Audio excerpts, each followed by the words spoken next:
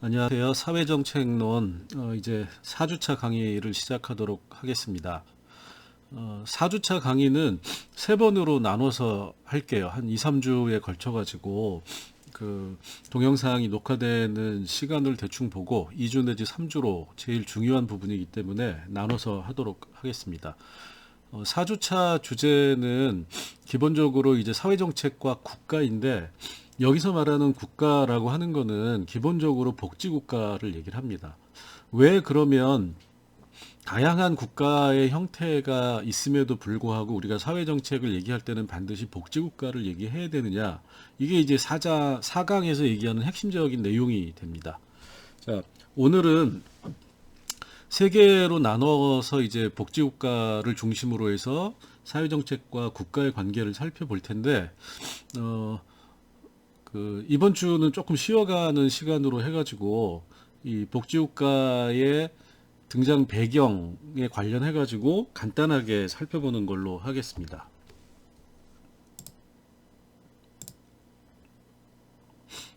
자, 첫 번째 이제 세 개로 나눈 파트 중에서 첫 번째 파트가 복지국가의 출발인데, 이제 이 복지국가의 출발은 우리가 사회정책론의 첫 시간에 말씀드렸던 왜 사회정책이 등장했느냐라고 하는 거와 비슷한 맥락에서 얘기를 할 수가 있어요. 자, 그래서 이제 그 관련해서 이제 복습을 잠깐 해보면, 지난번에 말씀드렸듯이 이 사회 정책이라고 하는 영역의 출발은 사회 문제로부터 발생을 하는 거죠. 우리가 이제 개념적으로 살펴보는 겁니다.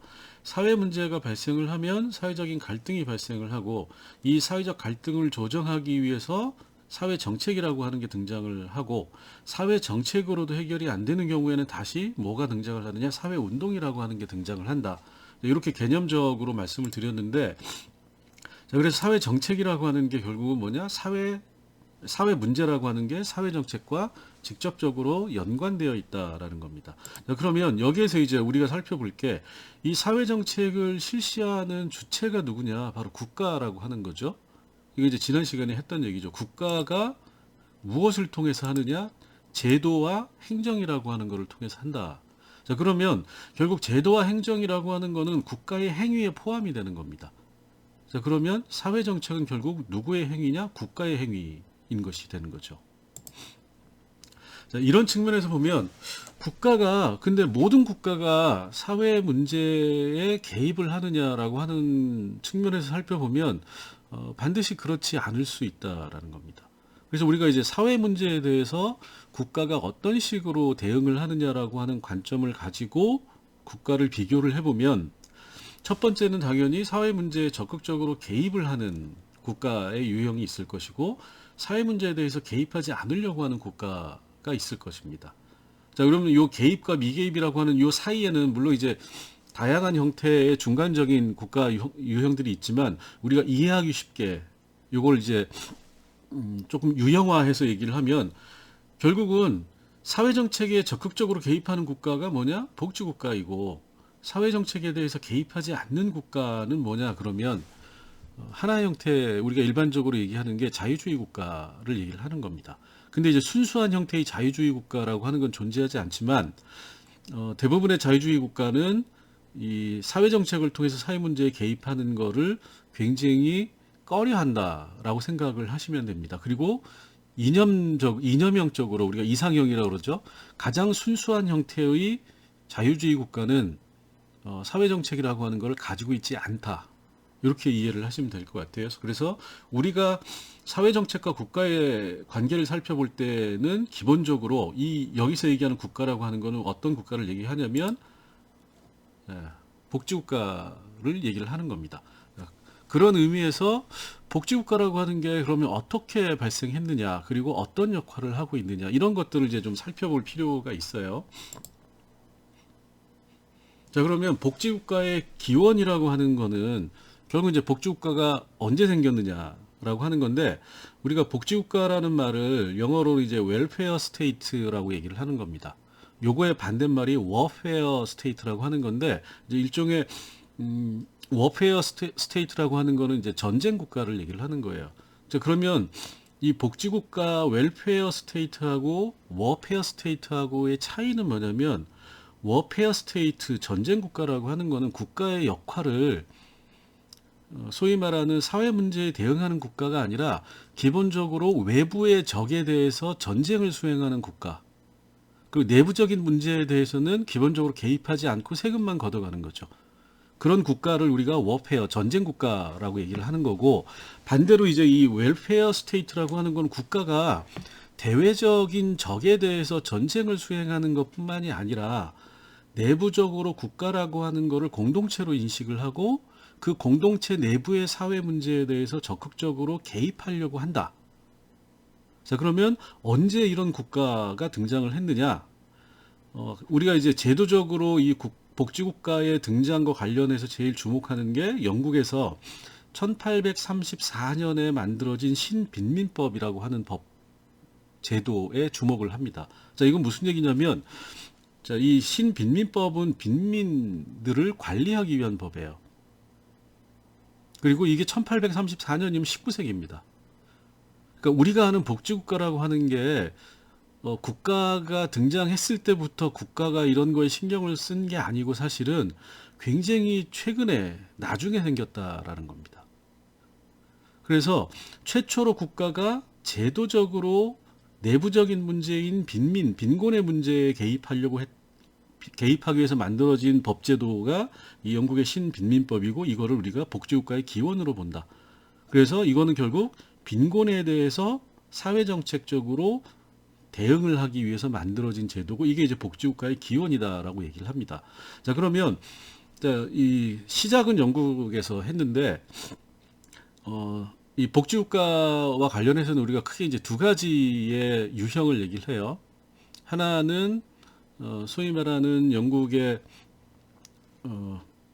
이 신빈민법을 토대로 해가지고 만들어진 비버리지 모델이고 두 번째는 독일의 비스마르크 모델입니다. 이 두 가지를 가지고 우리가 복지국가의 기본적인 그 기원에서 나타난 두 가지 형태라고 얘기를 하는데 오늘은 이제 요거를 중심으로 간단히 설명을 드리도록 할게요. 자, 그래서 여기 이제 보시면 이게 유럽 지도죠. 자, 복지국가라고 하는 거는 1800년대 중반부터 나타나기 시작을 했고 영국에서 등장을 했다라는 겁니다. 자, 그럼 이제 영국이 있죠. 이게 이제 첫 번째 모형, 아까 얘기했던 비버리지 모델인 거고, 두 번째 모델은 이 독일에서 발생을 했어요. 우리가 이제 이걸 비스마르크 모델 또는 사회보험 제도 모델이라고 얘기를 하는데, 이 두 가지 형태의 복지국가는 굉장히 많은 차이를 가지고 있습니다. 그리고 이제 우리가 특히 주목해야 될 거는 뭐냐면, 영국과 독일에서 복지국가의 어떤 기본적인 제도적 모형들이 시작이 되는데 이 두 가지 양태가 굉장히 대비적인 측면이 있고 또 현재까지도 이 두 가지 모델에서 크게 벗어나지 못하고 있다. 이렇게 이제 생각을 하시면 돼요. 자, 그럼 이제 첫 번째로 영국을 살펴보면 자, 복지국가에서 이 비버리지 모델이라고 하는 게 등장을 하게 된 이 과정을 쭉 살펴보면 자, 첫 번째가 이 신빈민법이 아까 19세기 중반이죠. 1840 몇 년이었죠. 예. 그래서 이 개인주의와 자유방임주의라고 하는 자본주의적 발전의 대표적인 국가가 영국이죠. 즉 영국은 자본주의가 본격적으로 등장한 최초의 국가, 산업혁명을 통해서. 그런데 이 영국에서 산업혁명이 진행이 되고 산업혁명의 기초에서 자본주의가 발전할 때 이 영국은 전형적인 워페어 스테이트였습니다. 전쟁 국가라는 거죠. 그러니까 산업혁명이 자본주의적인 경제적 관계를 가져왔는데 그 과정에서 굉장히 많은 사회적 문제가 발생을 했어요. 근데 초기에는 자본주의 발전 초기에는 영국의 국가는 아무런 그거에 대해서 관심이 없었다라는 겁니다. 오히려 유럽의 국가들하고 전쟁을 해서 영토를 어떻게 넓히느냐 여기에만 관심이 있었다라는 거죠. 자, 그러다 보니까 다양한 형태의 사회 불안이라고 하는 게 발생을 해요. 이제 요 사회 불안의 내용이 뭐냐는 조금 이따가 이제 말씀을 드릴 텐데 가장 대표적으로 우리가 자본주의 초기에 이 막스주의자들이 자본주의를 비판했던 내용이 뭐죠? 빈익빈 부익부라고 하는 현상입니다.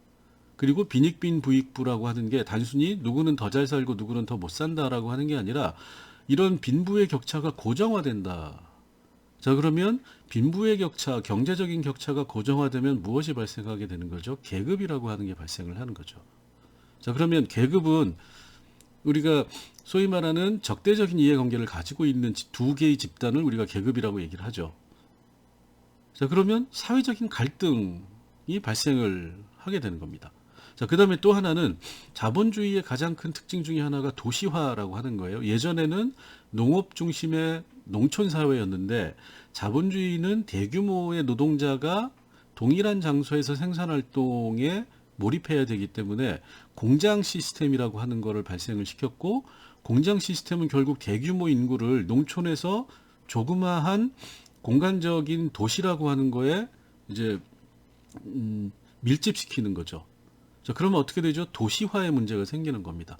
조그만 공간에 대규모의 사람들이 들어와서 일을 하면서 경제적 생존을 도모해야 되니까 결국 이제 주거 문제, 범죄 문제, 이런 다양한 문제가 생기게 되는 거죠. 자, 그럼 어떻게 되죠? 사회적인 불안이 늘어나는 겁니다.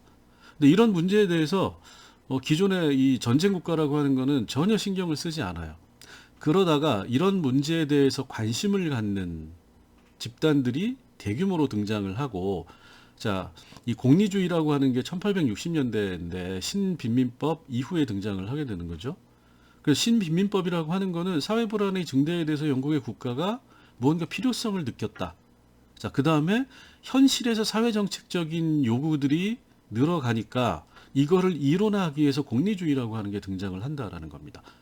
그러니까 이제 다시 이 이론적인 근거를 가지고 사회정책이 발전을 하게 되는 거고, 이 사회정책의 발전은 결국 대규모의 국가 개입을 가져오는 거고, 이게 영국에서 이제 소위 말하는 비버리지 모델에 기초한 복지국가의 형성으로 이어지게 된다. 자, 그러면 이 비버리지 모델은 뭐냐? 영국에서 발전된 복지국가의 한 유형으로서 이 비버리지 모델은 비버리지라는 사람이 만들어낸 복지국가의 어떤 모형을 얘기를 하는 거고, 자, 기본적으로 사회 부조 제도를 얘기를 하는 겁니다. 자, 사회 부조 제도라고 하는 거는 이런 거죠. 내가 세금을 내거나 또는 능력이 없어 세금을 내지 못하더라도 국가가 어떤 사회적인 서비스를 또는 경제적 생존을 도모하지 못하는 취약계층에 대해서 기본적으로 무상으로 일정한 사회적인 서비스를 제공해 준다. 이게 이제 사회 부조 제도입니다. 우리나라에서도 이제 대표적인 사회 부조 제도로 기초생활보호 대상자 제도가 있는 거죠. 자, 그럼 이거는 내가 국가에게 기여하지 않더라도 국가가 나를 돌봐준다. 내 문제를 해결해준다. 이게 이제 비버리지 모델입니다. 그래서 이 비버리지 모델을 특징 짓는 말이 소위 말하는 요람에서 무덤까지, 이런 말을 들어보셨을 거예요. 자, 요람에서 무덤까지라고 하는 거는, 요람은 이제 태어났을 때 처음 아기가 누워있는 침대를 얘기를 하는 거니까, 태어나서 무덤, 죽을 때까지, 묻힐 때까지 국가가 그 개인의 전 생애에 관련된 사회적인 위험을 사회 정책을 통해서 해결해 준다. 그리고 이거에 대해서 개인은 아무런 기여를 하지 않아도 혜택을 입게 된다라는 겁니다. 자, 그래서 지금도 이 영국은 우리가 일반적으로 신자유주의 국가를 얘기하면 미국과 영국을 얘기하지만, 영국은 워낙에 이 복지국가 비버리지 모델이 오랫동안 발전해왔던 국가이기 때문에 미국하고 영국은 복지의 측면에서 비교가 안 됩니다. 자, 어젠가요? 그 신문을 봤더니 미국에서 유학생들이 코로나 때문에 국내에 굉장히 많이 입국을 한다. 근데 왜 그렇게 하느냐? 미국에서 이 코로나에 걸리게 되면 병원에 입원을 해야 되는데 병원비가 감당이 안 된다라는 겁니다.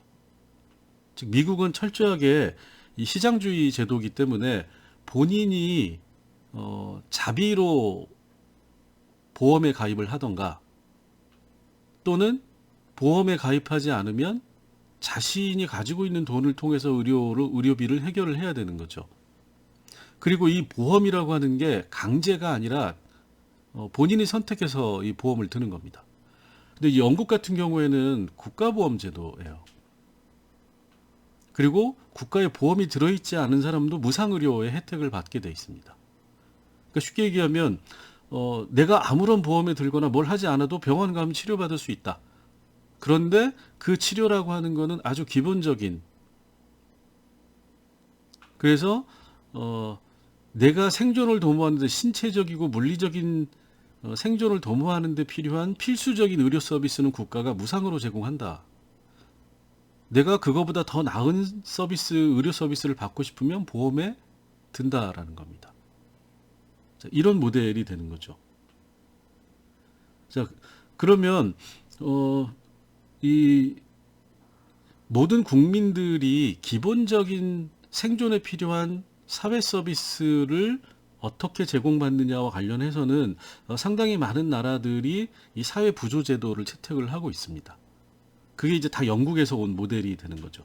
그래서 여러분들이 복지국가의 유형 중에 하나가 이 소위 말하는 영국의 비버리지 모델인데, 이 비버리지 모델이라고 하는 거는 소위 말하는 무상 시스템, 국가가 세금이나 이런 거를 내지 않은 사람들에 대해서도 무상으로 사회 서비스를 제공해주는 사회 부조 제도에 기초를 둔 시스템이다. 이렇게 이제 이해를 하시면 되고, 그 다음에 이제 두 번째가 독일인데, 독일 같은 경우는 영국하고 우리가 이제 똑같이 선진국 이렇게 얘기를 하지만 사실 자본주의의 발전 과정에서 보면 영국하고 독일은 커다란 차이가 있습니다. 뭐냐면 여기 이제 써놨지만 영국은 자본주의가 시작된 나라, 본격화된 나라고, 그래서 이제 소위 말하는 선발 산업화라고 하는 거를 통해서 먼저 자본주의적인 발전을 도모했던 나라인 반면에, 독일 같은 경우에는 똑같은 선진국이지만 영국이나 네덜란드 이런 다른 유럽 국가들에 비해서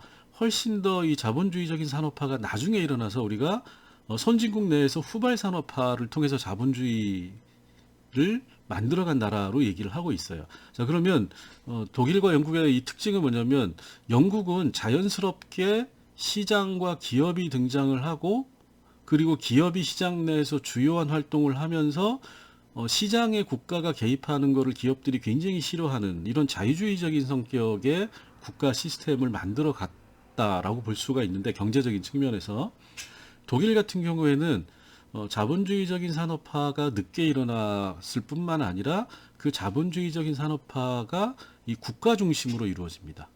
그러니까 국가가 주도해서 기업을 육성하고 기업을 지원하고 보호하는 형태로 이루어진다라는 거죠. 자, 그러다 보니까 어떻게 되냐면 굉장히 강제적으로 생활 필수품의 문제라든가 가격의 문제라든가 이런 것들에 대해서 국가가 개입하는 경우가 많다. 자, 그러면 소위 말하는 이 생산 활동의 과정에서 자본가들은 막대한 부를 획득을 하는데, 국가가 통제하는 형태로 이 노동자들이 동원되다 보니까 소위 말하는 노자 간의 대립이라고 하는 게 굉장히 극심하게 일어났다라는 겁니다. 그래서 이 사회 불안이 굉장히 이제 커지게 되고, 그거에 대해서 국가가 직접적으로 바로 그런 문제를 관리하기 위해서 그러니까 시장도 통제하고 경제도 통제하고 그리고 사회적인 문제도 당연히 통제할 필요성을 국가가 느꼈기 때문에 직접적인 국가 개입이 이루어진다.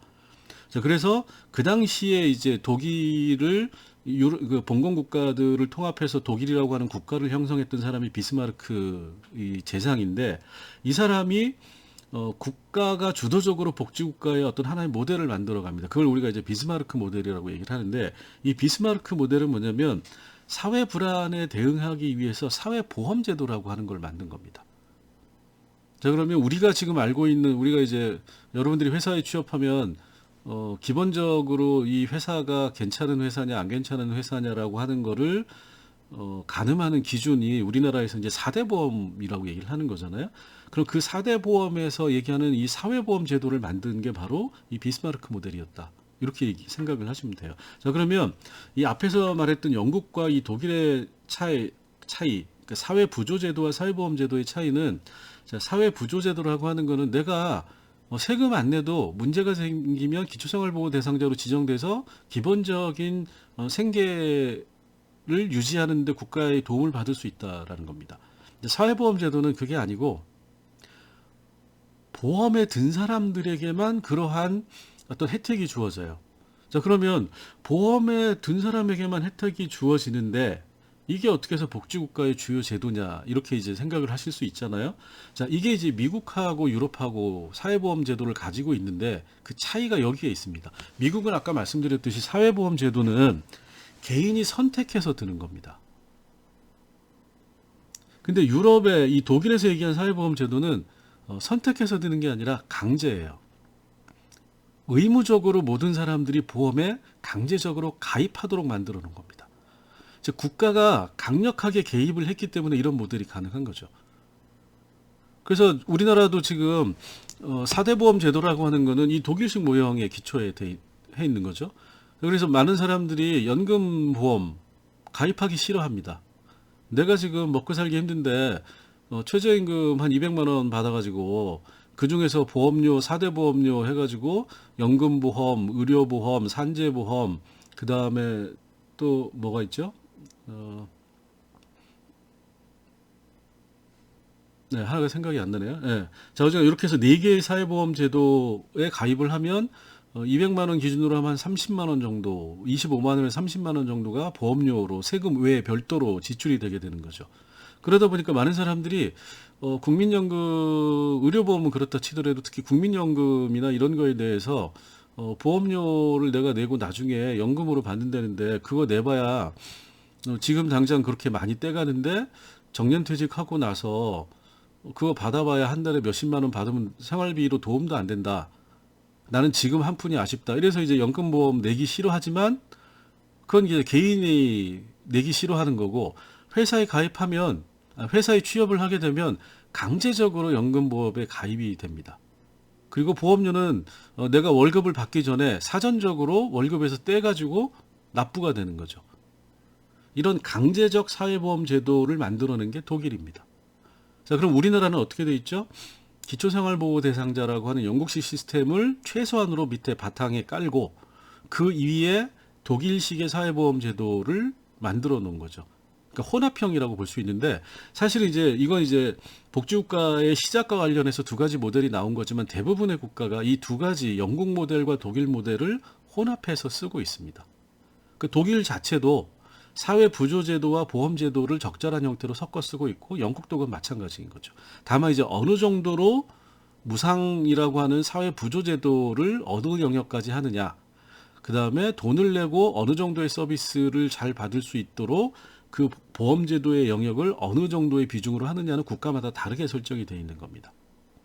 자, 이러면 두 가지 유형에 대해서 이해가 되시나요? 영국과 독일이라고 하는 두 가지의 복지국가의 시원이라고 하는 거에 대해서 간단히 말씀을 드렸고, 마지막으로 오늘 이제 조금만 한다고 했으니까 이 독일이나 영국에 대해서 이제 공통적인 거를 우리가 쭉 뽑아보면 이렇게 정리를 할 수가 있어요. 이건 이제 여러분들이 한번 쭉 읽어보시면 아는데, 즉 복지국가가 그러면 비버리지 모델과 비스마르크 모델이라고 하는 사회 부조 시스템과 사회보험 시스템을 갖췄는데 어떤 위험들에 대응하기 위해서냐. 자, 우리가 4대 보험만 하더라도 기본적으로 연금이라고 하는 거는 무엇에 대응하기 위한 거죠? 내가 소위 말하는 육체적인 노동인데 사무노동이나 정신노동을 하더라도 그게 이제 일종의 육체노동이라고 보면 일정한 연령대가 지나면 노동을 할 수 없는 상황이 온다라는 겁니다. 자, 나이가 60대, 70대로 넘어가면 신체적인 그리고 정신적인 측면에서도 많이 이제 퇴화가 되기 때문에, 자, 그러면 내가 노동을 해서 돈을 벌 수 없는 상황에서 나에게 먹고 살 수 있는 돈을 내가 미리 만들기 위해서 연금보험이라고 하는 게 있는 거죠. 그다음 의료보험은 뭐죠? 내가 일상적으로 생활을 하는 데 있어서 한 번의 의료비를 담당할 수 없기 때문에 그 보건의료적인 측면에서 일종의 위험 분담금을 조금씩 내고 위험이 닥치면 나는 별도의 비용을 들이지 않고 그 분담금 낸 것에서 충당한다라는 거죠. 자, 실업보험은 뭐죠? 내가 취업해 있는 동안에 실업에 대한 위험이 존재하기 때문에 취업돼 있을 때 위험 분담금을 조금씩 내고 그 다음에 만약에 실직 상태가 되면 그거에 대해서 내가 위험 분담금을 통해서 일정한 소득을 보장받는 거가 되는 거죠. 아, 그리고 그 다음에 이제 산재보험이 있는 거죠. 산재보험은 내가 일하는 과정에서 일을 하다가 어떤 산업재해를 통해 가지고 노동력의 손상을 받게 되면 그 손상된 것만큼 내가 보상을 받는 제도를 얘기를 하는 겁니다. 자, 그러면 내가 일상을 통해서 기본적으로 생존을 한다. 자연적인 죽음을 맞기까지 닥치는 여러 가지 사회적인 위험이 있는데 이 사회적 위험의 각각에 대해서 국가가 주요한 거는 비용이 들어가기 때문에 그 비용을 부담하는 형식으로 해서 보험제도나 부조제도를 만들어 놓는다라는 거죠. 자, 근데 이거 말고도 우리가 다양한 형태의 사회적인 위험이 존재한다라는 겁니다. 그리고 그 사회적인 위험의 대부분은 결국 복지국가는 자본주의로부터 시작이 된다. 즉 산업자본주의라고 하는 게 어떤 문제를 가져왔느냐, 어떤 현상을 나타냈느냐, 대규모의 노동력을 필요로 했고 이 대규모의 노동력이 예전에는 어디에만 존재했느냐, 농촌에 농사짓는, 이제 이걸 농업 노동자라고 표현을 할게요. 농사짓는 사람들이 농촌에 광범위하게 존재하니까 이 사람들을 전부 다 공장으로 끌어왔다라는 겁니다. 이 과정도 굉장히 복잡한데 여기서는 이제 간단히 그냥 설명을 하면 공장에서 노동 일자리가 많이 있으니까 농사 짓고 해서 먹고 살기 힘든 사람들이 전부 다 공장 노동으로 공장에서 노동을 하면서 자기 생존을 도모하게 됐고 그러다 보니까 이제 농촌이라고 하는 전통사회가 해체가 된 거죠. 자, 그럼 농촌 공동체가 분해가 되면서 결국 이게 어디로 이어졌느냐? 도시가 생겨나기 시작을 했고 그냥 도시가 아니라 대규모의 도시가 나타났고 이 대규모의 도시는 대부분 공장을 중심으로 돼 있다. 자, 지금 현재는 우리가 보면 공장이라고 하는 게 대부분 어디에 있는 거죠? 대규모 도시 한쪽 근처에 있습니다. 공단이라고 하는 형태로. 또는 특정한 도시는 대부분의 도시가 공장으로 구성이 돼 있죠. 울산 같은 경우 소위 말하는 산업도시, 공업도시라고 하는 거는 도시의 곳곳이 전부 다 공단이라고 보시면 되는 거죠. 자, 그래서 도시는 결국 공장 체제와 밀접한 관련이 있는 거고, 자, 그러다 보니까 자, 공장이 특정한 도시가 아니라 여러 군데의 도시가 생겨나면 한 가족이 동일한 도시 내에서 동일한 공장에서 일자리를 찾기가 쉽지 않기 때문에 어떻게 되죠? 일자리를 찾아서 다양한 도시로 흩어지게 됩니다. 이걸 우리가 핵가족화라고 하는. 자, 그러면 어떻게 되죠? 농촌 공동체라고 하는 집단적 공동체가 사라지게 되니까 사람들이 이제는 가족 단위로 끊어지게 되는 겁니다. 친족 단위로. 근데 이 친족들, 가족들도 공장의 일자리를 찾아서 여러 도시로 흩어지게 되면 어떻게 되죠? 핵가족이 되는 겁니다. 자, 지금은 핵가족이라고 하면 우리가 이제 보통 부부관계로 구성된 가족을 얘기를 하는데 여러분들 주위에 보세요. 부부 자체가 지금은 어떻게 돼 있죠? 맞벌이를 하고 부부가 한 사람은 서울에서 한 사람은 대구에서 한 사람은 대구에서 한 사람은 대전에서 부부관계 자체도 어떻게 되죠? 일자리를 따라서 핵가족화가 아니라 가족의 해체까지 지금은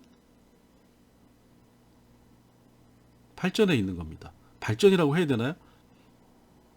자, 그러다 보니까 이제 이런 문제들이 생기는 겁니다. 자, 도시로 가서 일자리를 구하는 문제. 자, 일자리를 구했으면 주거를 만들어야죠. 주거지가 있어야 됩니다. 자, 우리나라도 지금 주거 문제가 심각하죠. 자, 주거의 문제. 그 다음에는 자, 내가 일자리를 얻고 집을 구했어요. 그런데 가족들이 다 흩어져 있다라는 거죠. 여러분들도 고향을 떠나서 상당히 많은 학생들이 학업, 취업을 위한 학업을 위해서 대구 대학교에 진학을 해 있는 거고 여기 와서 이제 기숙사나 아니면 원룸에 살게 돼 있는 거죠. 자, 그러면 혼자 있기 때문에 발생하는 굉장한 사회적 위험들이 존재한다는 겁니다. 내가 일자리도 있고 방세도 잘 내고 있어요. 또는 뭐 집을 사서 가지고 있을 수도 있고. 근데 내 가족의 구성원이 마찬가지로 일자리에서 돈을 벌기 위해서 다른 지역에 가 있다. 그럼 나도 혼자고 그 사람도 혼자다. 애들도 따로 학교나 다니고 있다. 그러면 어떻게 되죠? 내가 아플 경우에 누가 나를 돌봐줄 수 있는 건가요? 가족들이 옆에 있으면 내가 아프면 날 데리고 병원에 가주거나 나를 위해서 약국에 가서 약을 사다 줄 수가 있어요. 그리고 내가 코로나에 걸려가지고 집에 혼자 있으면 가족이 마스크 끼고 옆에 있으면서 음식을 사다가 자가 격리하면서 뭐 다른 것들을 해줄 수가 있는 거죠. 근데 혼자 있는 사람들은 그게 안 되는 거죠. 이런 의미에서 소위 말하는 개인들이 경험하게 되는 사회적 위험이 굉장히 증가하게 된다는 겁니다. 즉 경제적인 위험뿐만이 아니라 사회적인 위험들이 굉장히 증가하게 되고, 자, 그 다음에 또 하나 이 계급 불평등을 얘기하면 여러분들이 이제 무슨 계급 갈등이나 혁명이나 이런 것만을 생각하는데, 이 계급 불평등의 다양한 측면들이 있어요. 예를 들어서 자, 돈은 잘 벌어요. 부부가 맞벌이를 합니다. 자, 맞벌이를 하게 되면 가사노동을 할 수가 없어요. 자, 가사노동을 못하면 어떻게 되죠? 주로 외식을 하게 됩니다. 자, 외식을 하게 되면 어떻게 되죠? 비만이라고 하는 게 늘어나요. 대부분의 경우에 패스트푸드 중심으로 우리 식단이 이제 바뀌고 있기 때문에 비만의 문제가 심각하잖아요. 자, 그러면 만약에 돈이 많은 사람들은 보건의료적인 측면에 있어서도 가정부를 둔다거나 가사도우미를 써가지고 제대로 된 음식들을 먹으면서 맞벌이를 하더라도 할 수가 있는 거죠. 근데 그게 안 되는 가정은 비만이라고 하는 문제에